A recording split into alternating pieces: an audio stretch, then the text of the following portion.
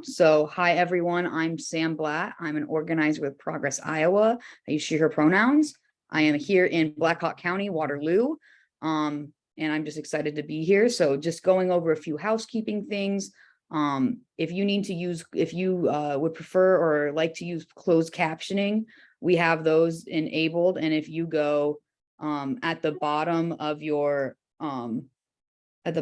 screen, where there's like the mute and the stop camera and the chat and everything, you'll see either 3 dots that say more, and you can find the captions option, or the box will just show up and it'll say captions, and you can press that and you can use captions and be able to read what's being said as well, if that is helpful.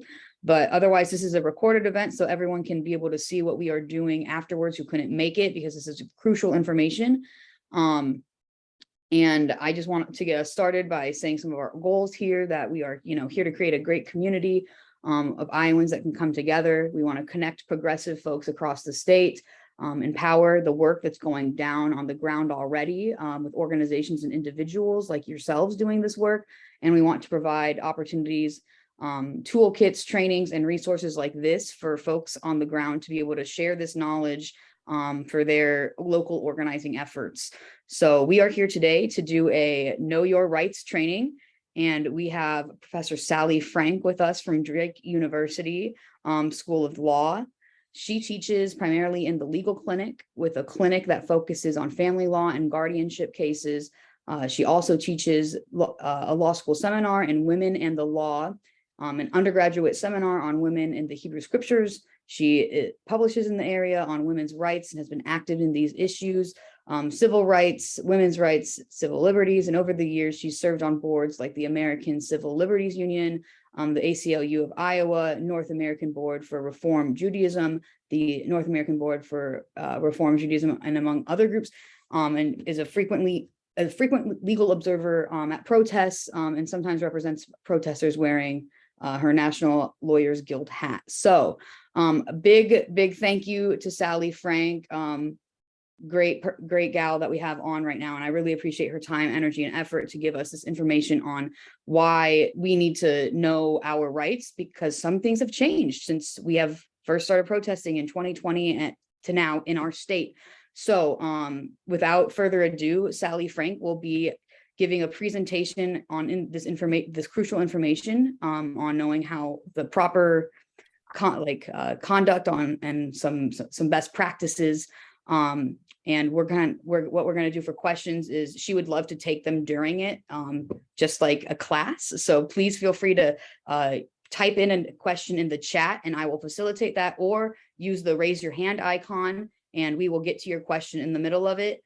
And we'll kind of have just a facilitated discussion while this presentation is going on. And if there's a lot of questions, we might save some for the end and give a chance to get all the information out. But now I will stop talking and I will let our special feature guest, Sally Frank, present this important information. So thank you, Sally, for being with us today. And thank you all for joining us as well and being here.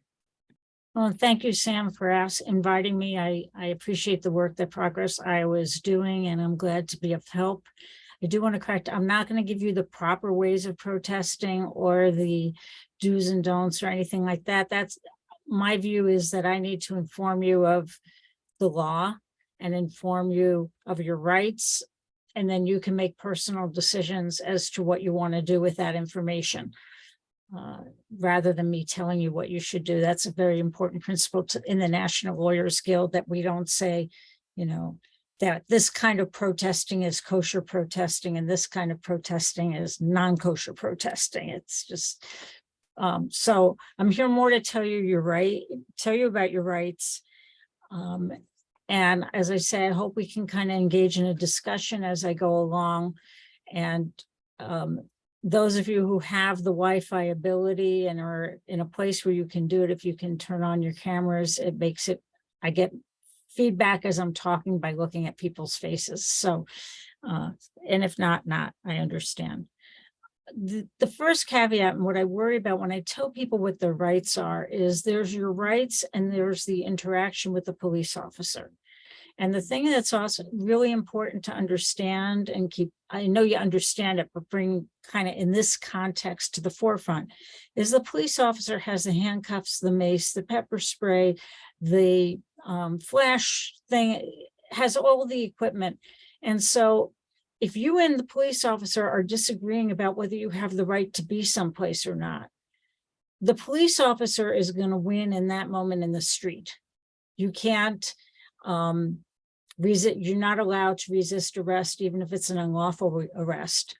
And, you know, it may be that you're right, but you might spend the night in jail waiting and then, you know, having a lawyer have to do a motion to dismiss or something to litigate your rights.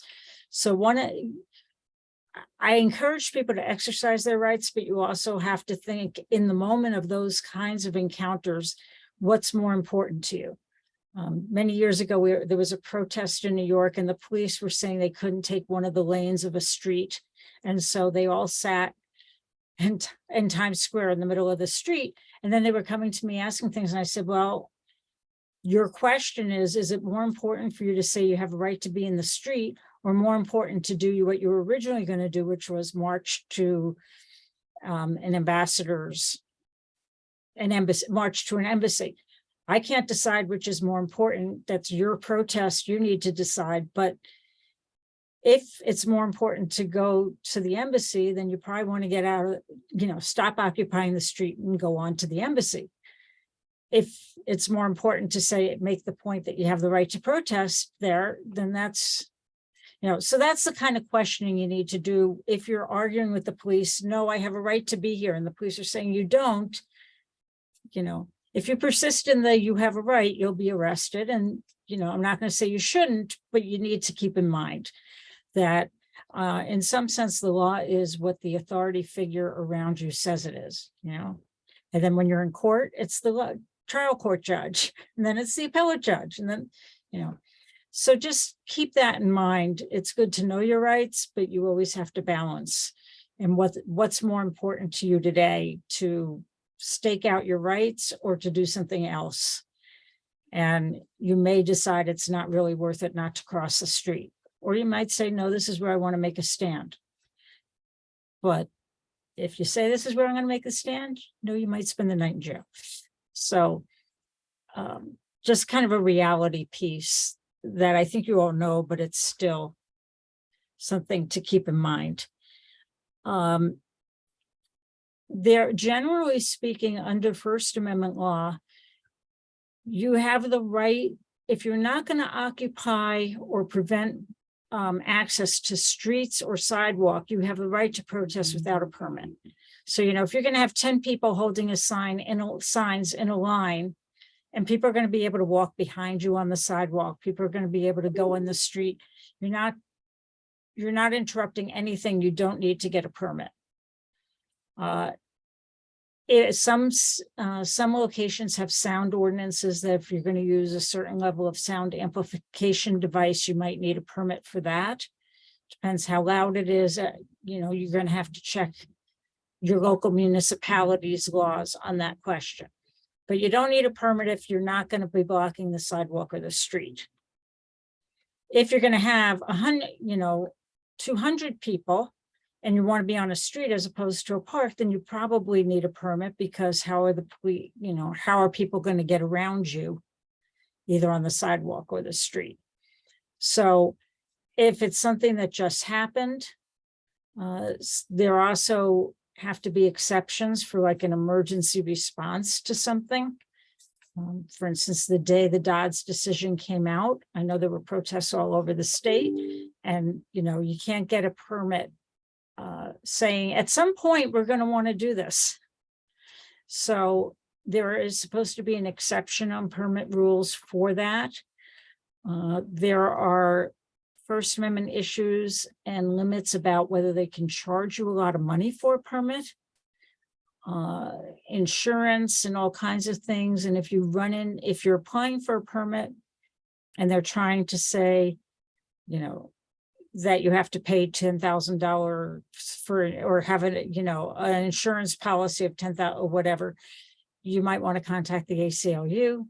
or some other group because they, for First Amendment purposes, as opposed to others, they have to limit what they're charging and things like that.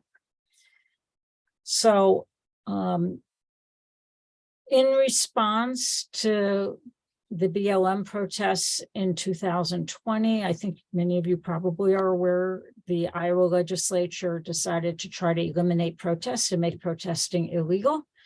And I do want to kind of go through some of the additional laws that they passed, because they made the constitutionality of these laws has not yet been tested, but they've made protesting riskier and more serious penalties. So I'm going to screen share and just kind of go through a little bit the different parts of the statute. It's the public disorder statute. And it goes from the most serious to the least serious. So riot used to be an aggravated misdemeanor, and it's now a felony. And if you look at these definitions, they're awful. But so riot is 3 or more persons assembled together in a violent or disturbing manner. What's a disturbing manner? Somebody doesn't like what they're saying, but disturbing manner, and with any use of unlawful force or violence by them or any of them against another person. So someone shoves someone, they shove back, or causing property damage. A person, and that's a D felony. Then an aggravated misdemeanor is an unlawful assembly. So an unlawful assembly is 3 or more persons assembled together with them or any of them acting in a violent manner and with the intent that they or any of them will commit a public offense. So even if the intent is that you're going to do a sit-in or you're going to block the street, that's a public offense. So that makes it an unlawful assembly. A person who willingly joins in or remains a part of an unlawful assembly, or who joined a lawful assembly, but willingly remains after the assembly becomes unlawful, knowing or having any grounds to believe that it is such, commits an aggravated misdemeanor. Then they... We have a question on how this is not a violation of the First Amendment. Needs a plaintiff. And I think this is a violation. A similar law passed in Florida that was found unconstitutional. But again, either there's a civil suit with someone saying, I'm planning to be at a protest and this could happen, so they're the right plaintiff, and it's kind of hard. You're not going to want to say, and I plan to be violent at the protest. So, or you need somebody charged criminally, and then they bring a defense around First Amendment grounds. So I think this is largely unconstitutional and vague and all kinds of things, but I feel an obligation to let you know these changes in the law, and of course, let your state representatives know they should repeal these laws. But failure to disperse, they also changed to make it more vague and difficult. A peace officer may order the participants in a riot or unlawful assembly or persons in the immediate vicinity of a riot or unlawful assembly to disperse. Any person within hearing distance of such a command who refuses to obey commits a simple misdemeanor. What they changed is it's not any person who hears the command and refuses to obey, but anyone who's within hearing distance. So they're trying to make it, doesn't matter if you in fact heard it, only if you're within hearing distance. Disorderly conduct, the big change is down here at 2. Disorderly conduct was always a simple misdemeanor, and now they say a person commits a serious misdemeanor when the person without lawful authority or co-of authority obstructs any street, sidewalk, highway, or other public way with the intent to prevent or hinder its lawful use by others. So they upped that from a simple misdemeanor to a serious misdemeanor. And with all of these, one of the other things that it's important to know, when I first came to Iowa, a little more than 32 years ago, I came right before Saddam Hussein invaded Kuwait. And before I started doing legal observing, I looked at Iowa's statutes, and the conspiracy statute only starts at serious misdemeanors. You cannot conspire to commit a simple misdemeanor. So, if there's a street blocking now, and that's a serious misdemeanor, then anyone who assists with that could theoretically be charged with conspiracy to commit, which would also be then a serious misdemeanor. So these are atrocious laws, but it makes it more important. You want to be clear if you don't intend to block a street and you're not a permitted protest, you want to make clear, you want to have pictures that that you're not blocking the street, not even in terms of the sidewalk, that there is room for people to walk and that you're keeping room for people to walk. That would be important in case somebody tried to bring charges about it. Obviously, if you have a permit and the permit allows you to block the street, you can block the street. There are parades all the time that block the street, and those are permitted. Carol? So does making the language in the law more vague in general increase or decrease the chances of people being convicted? It makes it easier to prove the case because you don't have to prove the person actually heard, like the order to disperse, you no longer have to prove the person actually heard it. Okay. You just have to prove they're within hearing distance. So now, is that constitutional if you have a deaf person? Right. In theory, certainly in the words of the statute, they'd be liable, but it creates an interesting question. I was in DC when Gallaudet University, which is a university for the deaf, was hiring a new president, and it was a president who was not hearing impaired. And the students had protests, and suddenly, this is in the mid 80s, and suddenly the police are doing sign language. And people aren't looking in the direction of the police, and they know the whole group can't hear. And then the news reports for change, and only when they were talking about Gallaudet, that have a sign language person doing sign on the news reports. It was just this whole wow, we have to do this differently because we're dealing with a different population. But under this statute, it wouldn't matter if in fact you could hear as long as you were within hearing distance. Again, constitutional, I have my doubts, but it's something to know about. And as I said, and as I say, obviously, if you get a permit for a protest, that part of that protest can include that you're going to be marching in the street and the police will be blocking it and things like that. That would not violate this because you're doing it with the police. But if you just, certainly the BLM movement here in Des Moines, kind of on principle, decides they don't want a permit for anything and marches in the street. And so that's the kind of stuff that could result in difficulties. Again, it's up to each organizer and each movement and each protest to decide what they're doing. I do usually suggest so that people should make clear to the group what the choice is, so someone who does not want to risk arrest doesn't accidentally risk arrest. And that's sort of my legal observer kind of approach. Not to have these things happen by accident. So, I mean, that's sort of the new law, but there's always all the other basic kind of issues with how to deal with dealings with the police that I kind of want to go over your rights with. And the most important are the right to remain silent and the right to refuse a search. And it is easier said than done to exercise these rights. And if you're a person of color, not everyone's pictures here, so I can't tell. But if you're a person of color, it might also not be safe to exercise your rights. And I don't want to seem like I am critical of anyone who feels like if they say no to the police, they could be beaten. Obviously, you have to protect your safety first. So, you know, I'm not gonna say it's the wrong choice that you chose to be safe and therefore not exercise all of your rights.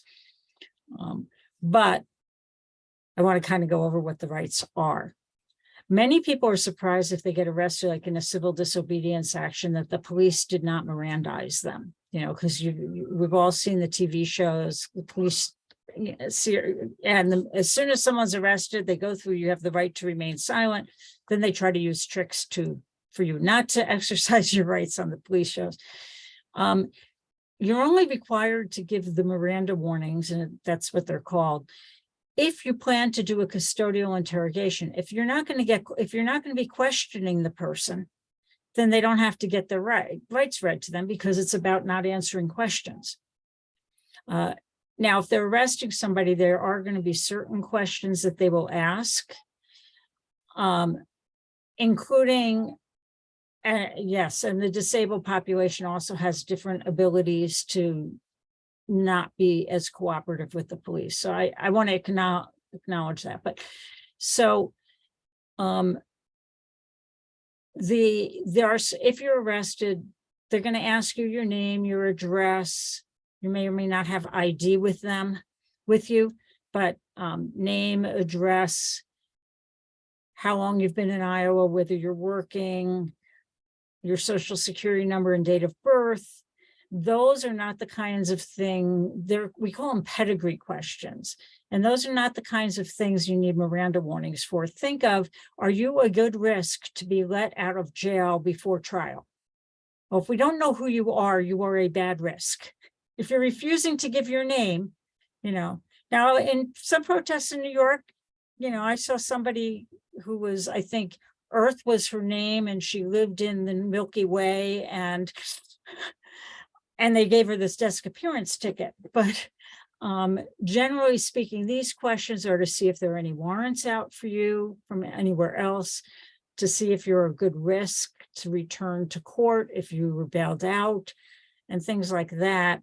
And unless they're going to help incriminate you for some reason, in some way, like Sally Frank was ordered not to be in this location, and my admitting I'm Sally Frank is admitting that, help them prove that I wasn't supposed to be where they said. There could be some of that, but so those kinds of questions that confirm you're a member of the community, you're likely to return, you're a safe bet. Those questions are things generally that you wouldn't want to refuse to answer without a lawyer. Also, if you're booked into a jail and you refuse to answer whether you're suicidal or not, they might put you on suicide watch, and you don't want to be on suicide watch in a jail. It's terrible. They they make conditions really awful for you. So again, jail entry questions about any medical conditions or things like that. If you know, I'd say the purpose isn't to screw you. The purpose is to theoretically take care of you, because you're not going to have your meds with you. So again, those are the kinds of things that aren't incriminating and that you want to answer.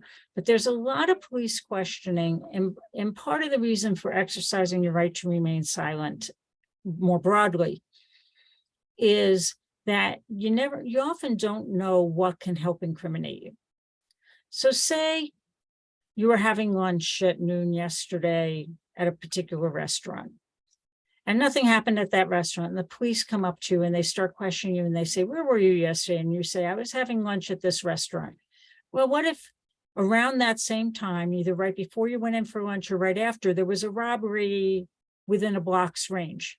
You've just put yourself in the vicinity of the crime. So there are ways in which you don't even know what can help incriminate you, especially if you didn't do something. You know, you just went to lunch, then you drove home. You know, you think that's completely innocent, but suddenly you're suspected and you've filled in one of the pieces for them. So it's really better not to answer. What makes it really hard to do that is we've all been brought up to be polite. You know, someone says, hi, how are you? You say, I'm fine, how are you? You know, maybe you give them a real answer that you're not really fine, but otherwise you say, I'm fine. Yeah, that's what we've been brought up to do. And to have someone in authority ask us questions and say, I'm sorry, I'm not going to answer your question is really hard because it's really impolite. It's just not the nice thing to do. And so you have to unlearn it. And in many ways, even create a mantra for yourself, as it, you know, of what you can say. I'm sorry, but I'm not going to answer any questions without an attorney, my lawyer present, or without an attorney present. If you just say, should I get a lawyer? They could say, you don't need one, or why do you need one? That is not a clear demand to not answer questions without a lawyer present. That's a question to the police officers. So it's really important to be clear. You can say, or you can say, I'm exercising my right to remain silent and refuse to answer questions without my attorney. And then they keep asking you questions and you say, I'm exercising my right to remain silent. Sometimes I think about if they say, why, what do you have to lose or whatever, you know, did you do something? And you say, I believe in the First, Fifth, and Sixth Amendments, and I'm going to exercise my right to remain silent. And but they're going to try to get you to talk. They can be conversational. You know, think of any time you've been stopped for a traffic ticket, and the officer comes over and says, so you know how fast you were driving? And you say, oh, about 65 in a 55-mile-an-hour zone. And you've just incriminated yourself on the ticket. I mean, I think they should have to give Miranda warnings before they do that, because you are in custody. They have stopped you. You have no right to leave. But I don't know if people have brought those cases or not. But think about that. I'm sure we have all had a conversation with an officer in a traffic stop and how hard it is not to answer. So where are you heading? You start answering. You have a right not to answer those questions. The only thing they have a right to is your license, your registration, and your proof of insurance for the driver only. The passengers don't even have to identify themselves. The police, though, do not recognize that Iowa does not have a law that orders you to identify yourself to the police upon request. So Iowa doesn't have such a law. You have no legal obligation to tell them who you are unless you're the driver. But they may charge you with interference if you don't answer it. It's, you know, who you are, but beyond who you are, you know, where are you going? I'd rather not answer that question. You can say that. I'd rather not answer that question. I'm exercising my right to remain silent and will not answer questions without an attorney present, even in a traffic stop. Now, most of us also are reluctant to exercise our rights because we think then they'll, you know, then they'll want to search the car. And you should say you don't consent to the search of a car or to search of you as your person or anything else. But then, you know, you worry, are they going to bring the drug dogs over? And, you know, how long am I going to be on the side of the road? And how much inconvenient is it going to be for me? So it's really hard to exercise your rights because you're thinking about all of that and thinking, you know, if I just am polite and answer, I'm going to get my ticket and I'll be able to move on. And it's so much easier. And that's what they're depending on to get people to talk. It's important in terms of searches, as I say, do not consent to a search. They may, again, what do you have to hide? I have nothing to, I believe in the Fourth Amendment and it's meaningless unless I exercise my rights under it. I'm not consenting to a search, you know. What you should be clear that you are not going to interfere or prevent it. So it's like if they say empty your pockets, you can say, I do not consent to a search. They say empty your pockets, you can say, I am not interfering and therefore I am emptying my pockets, but I do not consent to the search. You know, because nowadays a lot of them have the body cameras on. So you're looking at what is going to be recorded. Would that be for when you're at at a protest too, or is this in the context of just a traffic stop, may I ask? This is any place. Okay, good. Now, in some places, you know, like you go into a courthouse, you go to the airport, you're essentially have no choice but to theoretically consent to a search, because you're put it, you know, there's so many places where there are signs, you know, entering is consent to search and blah, blah, blah. So, you know, there are those kinds of limits in some places. With protests, there are negotiations about when police are going to have a search and when not. Like, you know, you go to something in DC and somebody very powerful is going to speak at it, the Secret Service will set up their metal detectors and stuff. If you want to get in there, if you watch the January 6th hearings, there was a discussion about that. So, you know, but generally speaking, if they just come up to you and say, what's in your backpack? Say, I'd rather not answer that question. Well, may we search it? I don't consent to a search. We had another question in the chat submitted about one thing that they've been concerned about is protesters being targeted by vehicle violence, and how that was dealt with in Cedar Rapids and Des Moines. And if you have any tips for if that happens, or that's something that is encountered at an event. Okay. Yeah, that was one of the other laws that was passed in 21 with all this disorderly conduct, that they basically made it not a crime unless you're reckless to drive into a crowd. Now, I think it's pretty reckless, especially if you're, you know, it's one thing if you're driving a mile an hour, and it's another thing if you're driving with any speed. But I would hope that it would be, especially if there were any injuries from it, going to the feds and saying you should prosecute this, you know, because they went into the crowd to interfere with my expression, my constitutional right, my free speech. But essentially, this is part of the right wing interfere with protests. Until, of course, the right wing is protesting, then they're less amenable.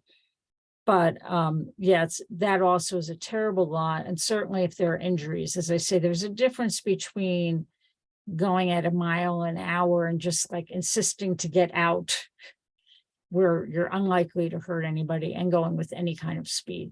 Even 20 miles an hour is going to seriously injure. And to me, that would be reckless. I mean, I think it's reckless to go 1 mile an hour, I think, yeah. But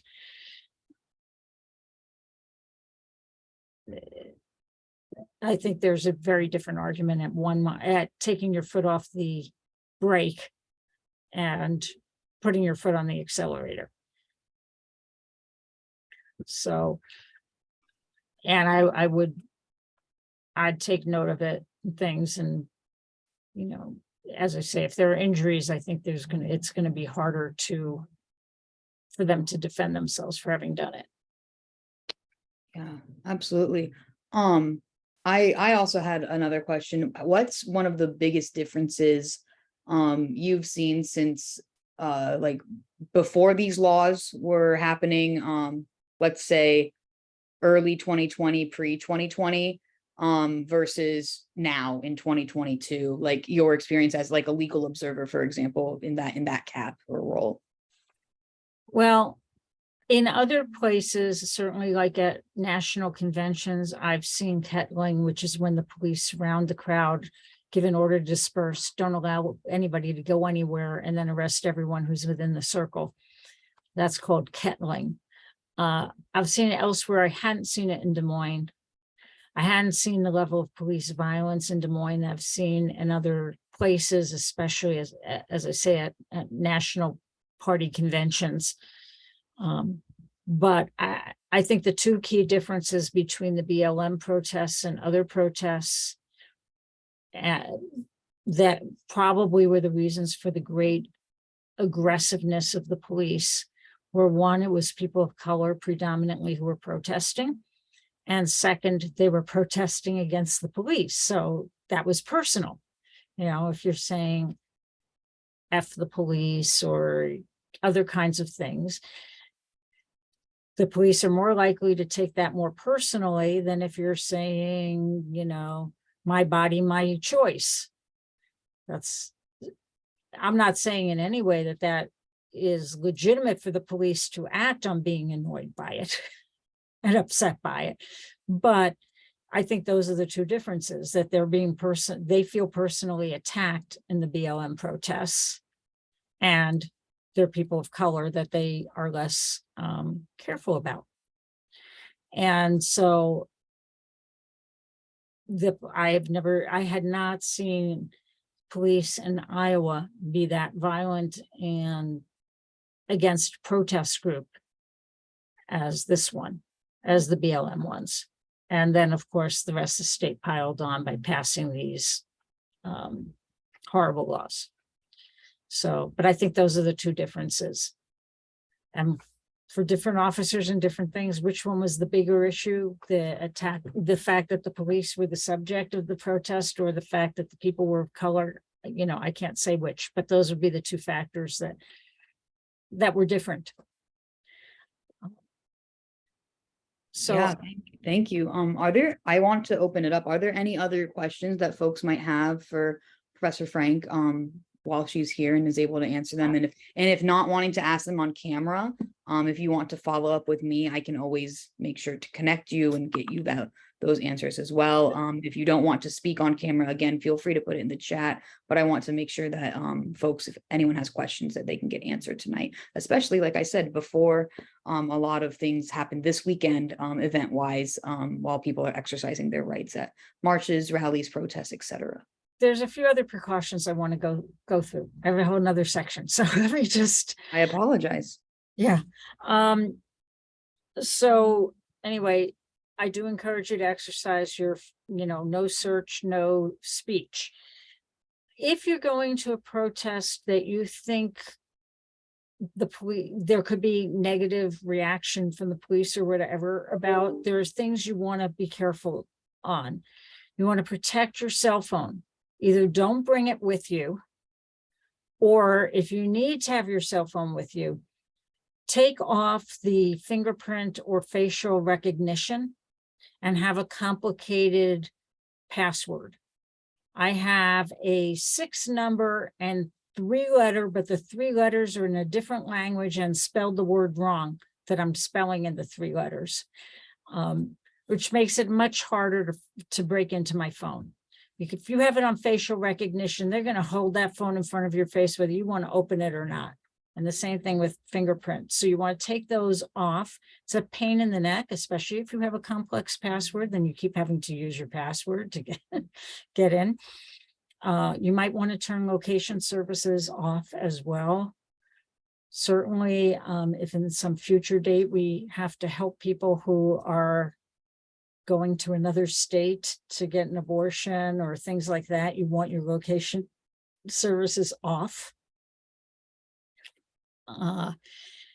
You want to also, in protecting your phone, there are end-to-end encryption softwares and programs that are useful, like Signal does not hold on to the messages that go through. But remember to erase the messages. On Signal, you can say disappear message within X number of hours, or X, because end-to-end encryption is great, but if it's still on your phone, others can see it. So you want everyone in the group to make sure they are making sure that these messages don't stay on their phone. So that's your phone, because you've got a lot of information on it. Even if your phone is subpoenaed, unless there's a court order requiring you to specifically saying, and give this officer your password, you do not have to give them the password. So they subpoena or get a warrant for your phone, you have to hand over your phone. That doesn't mean you have to give them the password. So just be careful, but then don't erase your phone when you get a new phone, because that would be obstruction of justice. So trying to destroy evidence. So you probably don't want to go there. But at least, make it as secure as possible. And by the way, police may say, well, we'll get a subpoena or we'll get you always see it on TV, right?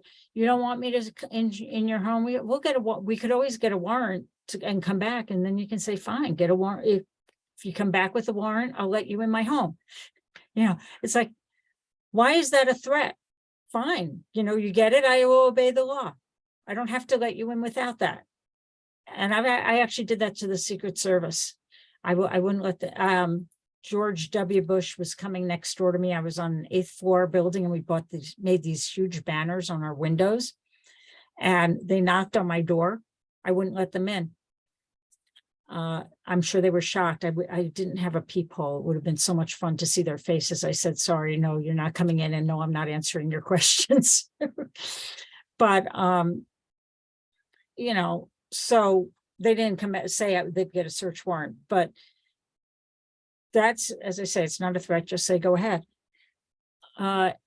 You might, again, another thing to be careful about if you're going to a protest where you think there's more risk of an encounter with the police, make sure you have nothing on you you don't want found by the police.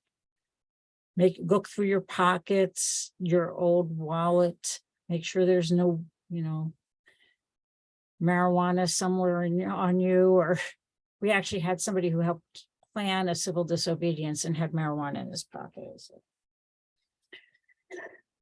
So, make sure you don't have anything on you that you don't want found. And if you're taking prescription medication, I have an emergency inhaler, some other things, then preferably take it with if it's, the prescription, keep it in its bottle, not a little pill box, but keep it in its prescription bottle. For my emergency inhaler, I have that part of the cardboard box and I keep that with me. So, if it's prescription medication, you want to show that it's right, you rightfully possess it. If it's illegal drugs or you wrongfully possess the meds, don't have them on you at a protest. Not that any of you use anything that you shouldn't have, but I just feel this need to remind people, wear comfortable shoes and shoes that you can run in if necessary. Don't bring even the personal safety weapons, pepper spray, your own pepper spray or mace that you might have you don't want the police arguing that you have a weapon on you. Now there are some people who, in Iowa, you can be packed and carry. And I just think that's a little, not the safest thing in my mind. The other thing to know, and I was basically after the BLM protests, I was asking my doctors about what to use in terms of if you're pepper sprayed or maced by the police. And the consensus has been water. I don't know why people were using milk in 2020, but my eye doctor said, yeah, not milk, water. It's my first meeting. It was a new eye doctor. Probably kind of a shocking question. By the way, I do this. And so what do I, and a couple other doctors also confirmed. So you might bring 2 bottled waters, 1 to drink, 1 to use if necessary to flush your eyes. Hopefully the organization has medics that are available too, and they know they know the first aid. And then this isn't really anything legal, but something I learned when I was at a long protest in really, really hot weather and started feeling faint. If you take your bottled water and put it in the freezer the night before, then through the protest, you have melting cold water that you can drink. It's not going to get as hot at any one point. And I've used that ever since then. Somebody at that protest where I almost fainted had that. And I was like, wow, that's a good idea. So in an Iowa summer, if you're protesting in the summer and it's going to be 80, 90 degrees out, if you put that water in the freezer ahead of time, it's going to be nice and cold as you're drinking it. I think those are the main points. I will just tell you, and again, when I was talking about how hard it is to exercise the right to remain silent. I have a 21-year-old daughter, so when Shrek came out, she was at the right age, and we were watching all the Shrek movies. And there is a great scene in Shrek, I think it's 2 or 3, where first of all, there's this like protest, and then one of the king's guards or whatever takes a pepper mill and turns it, and it's kind of sprays them, which, you know, kids thought were funny, and adults knew that was pepper spraying the crowd. Anyway, they then, I'll get to that question, Emma. They then have a scene where Donkey and Shrek are in the dungeon, and, you know, their arms chained, and Donkey says, "I thought I had the right to remain silent." And Shrek says, "You do have the right to remain silent. What you lack is the capacity." And I thought every criminal defense attorney in the country is probably, who's seen this, is falling off their chair laughing. But in many ways, we all lack the capacity because police are trained in how to get us to talk. And that question from Emma was tattoos. You know, if you don't want to be identified, you obviously want to look at things like, you want to cover tattoos. You might not want to wear very standoutish clothing that are, you know, flashy and that people notice. Again, these are precautions for which most protests are probably not going to need.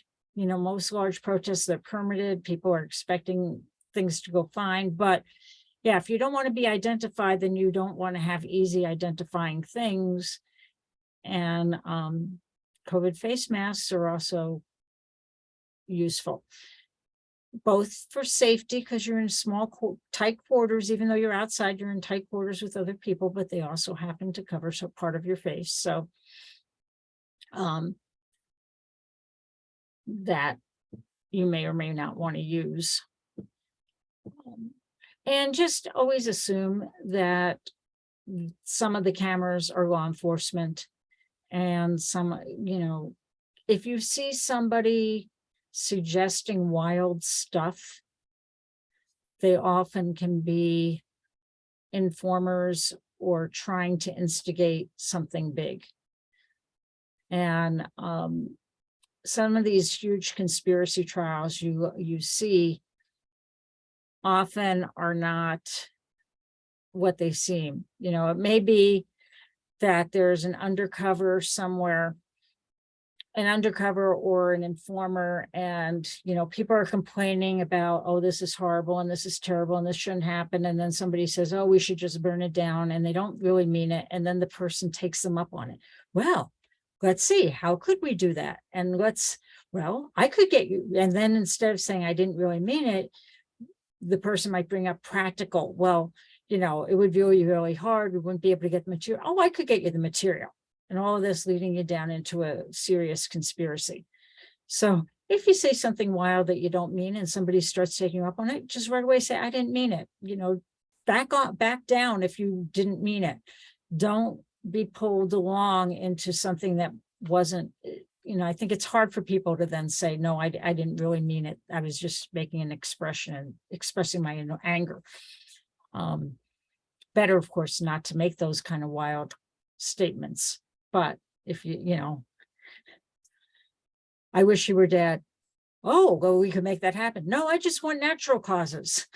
You know, natural causes. I don't want anything to do that would, by anyone's actions, cause it. You know, whatever. But that's often how things get woven deeper.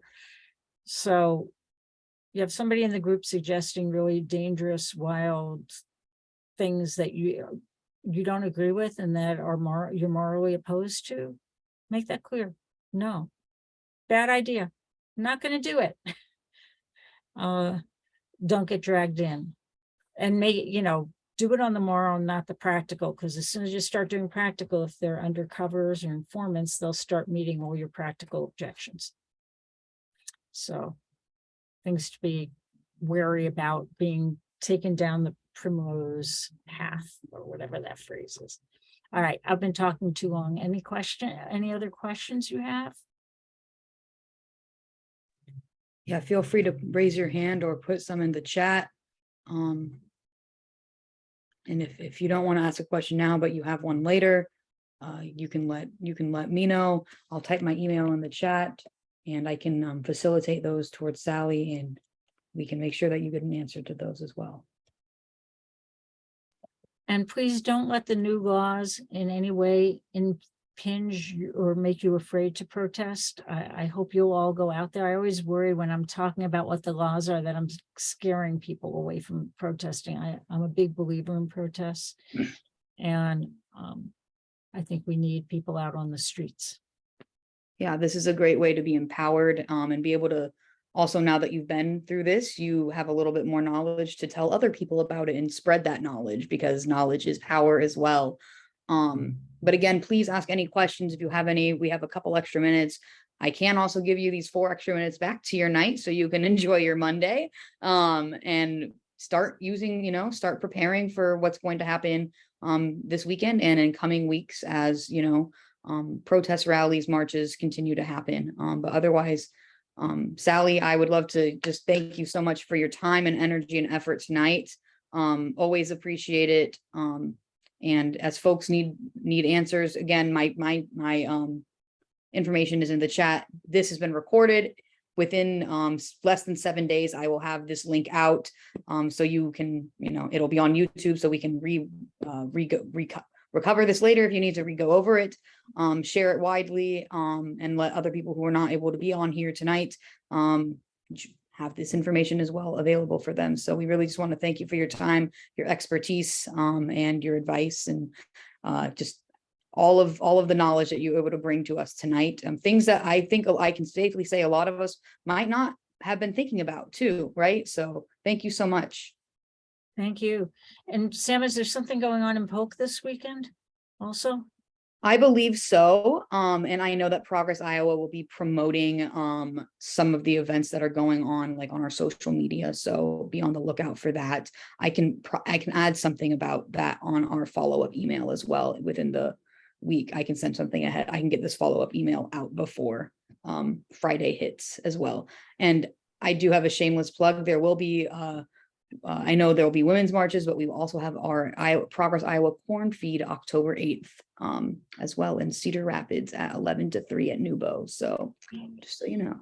Okay, if you can let me know if there's something in Polk, and also if you're part of the organizing, if they need legal observers, then I can get the word out. Yes, for sure. I'll get you that information right away as well. So I'll get that for everyone as well. So thank you so much, everyone, especially Sally and Progress Iowa staff for being able to help do this, and all the people watching this to share this information later. So enjoy your Monday night, and we will hopefully see you out on, this weekend exercising your rights. So thank you. There's a question of legal observers. Yes, please do Observers, that. the National Lawyers Guild, it's a function of the Lawyers Guild, and we watch the police. So we watch law enforcement, take notes of what law enforcement is doing. And that's the other thing I should say. Be careful live streaming in a protest you're at, or even uploading video, because while you might be showing that somebody was wrongfully arrested in one case, it might show someone else has thrown a rock or something like that. So you want to be careful, because the police do regularly go through the live stream. But we take note, we observe protests, take notes of what the law enforcement is doing. We try to get, if someone is arrested, try to get witnesses, names, addresses, and things right away, and get that to criminal defense attorneys so that we can help with the defense from moment one. You might be standing next to someone you don't know when you're picked up. But if we're there and people call to us, we'll get the names and addresses of witnesses and stuff so that we can provide that to a lawyer. And the lawyer may not want to use the witness, because the witness may say you did exactly what you're charged with, but the witness might also say you didn't do what you're charged with. So that would be up to the defense attorney to see what they needed. But that's what I when I legal observe, and it's actually literally a green hat that says National Lawyers Guild Legal Observer. So when the intro said, wear my National Lawyers Guild hat, I meant it both metaphorically and specifically. I love that. Thank you for the questions. Thank you for the answers. Thank you for all of this information that we all needed ahead of this, especially since, like you said, our laws have changed a little bit and tweaked, and we need to know to be up to date. So we're right at 6:30, right at time. So everyone, if you haven't eaten yet, go get some food, stay hydrated, and get out and exercise your rights in the streets later. All right. Thank you all. Thank you all. Thank you, Sally. You're welcome. Bye.